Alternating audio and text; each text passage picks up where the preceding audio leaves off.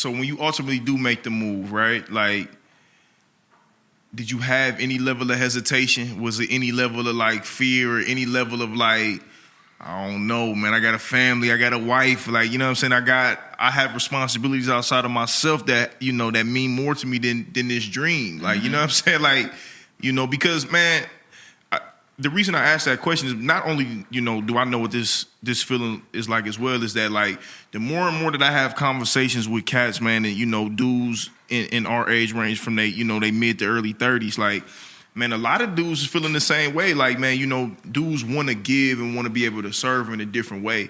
But out of the, you know, the needs and the means to survive, man, we got to just keep putting food on the table. Got to keep paying those bills. Got to make sure we got insurance, you know, if our kids need to go to the hospital and things like that, which I completely understand. For sure. But like you said, man, when you look up, 15 years have went past and you still doing the same thing, which is not a bad thing, but it's just like, dang, I really can be doing something more. I really can be doing something different. You know, that's a hard pivot to make. You know what I'm saying? So did you experience any of that, internal fear and stuff that you know what I'm saying, before you made that move? So talk about blessings, right? So I was able to, I got a Pell Grant.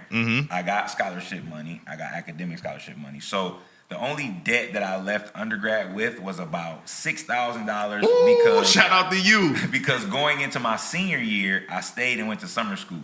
But so talk about the grind. Me and one of my teammates hooked it up for us to sleep. So I slept on the floor of an apartment that whole summer, so I didn't have to get the extra dorm fee, thousands of dollars that I would have got by staying on campus, right? Right. So I left undergrad like about $6,000 in debt, right? Which is like super unheard of. What? That is not. That don't happen. Right. So that was a blessing. And then my wife, you know, she played for Central Michigan.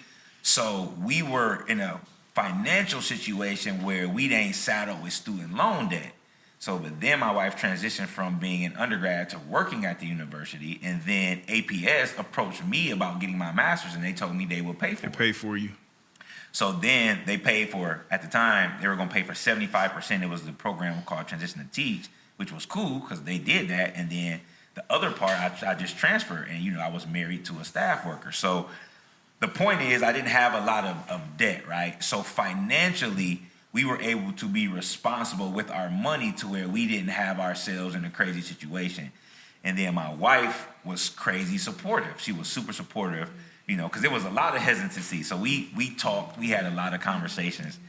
And I'm like, man, you know, I'm the provider at the time, you know what I'm saying? And I want to make sure that I'm the provider. And like you say, I got daughters and trying to make sure everything is there. But my wife is like, she already knew how much I brought to the table, you know what I'm saying? So she knew that it was going to be a successful transition. And she she reminded me of my mom at the time. My mom always told me, my mom never told me not to go for something. My wife was the same way. So by putting ourselves in a financial situation to where I could even do it for a year or two and y'all would be cool. Yeah, you know what I'm saying? So even I could test it out. But I'm a licensed black male educator too, so at the end of the day, if I need to go get a job, you can always do that. Yeah, and so, you know, you had all of those experiences, and it was very powerful there. So, but the fear, yeah. Oh my goodness, man! I'm like, man, should I do it? Do I do it? I'm going back and forth inside of myself, and then literally, I just had to have a conversation with myself, and God was telling me like, faith or fear. Like, I'm telling you to do this, so like you got to trust me. And I'm like, you know what? I trust God, like, because this ain't me. I trust God. And I woke up and one day and I said, babe, I'm doing it. And she said, okay. And this was confirmation. That next morning, we would usually eat breakfast. So at the time, I would wake the girls up, get them dressed. We would go downstairs and eat. I would leave and go to book, though. My wife would finish, do their hair, whatever, take them to school. That was our routine.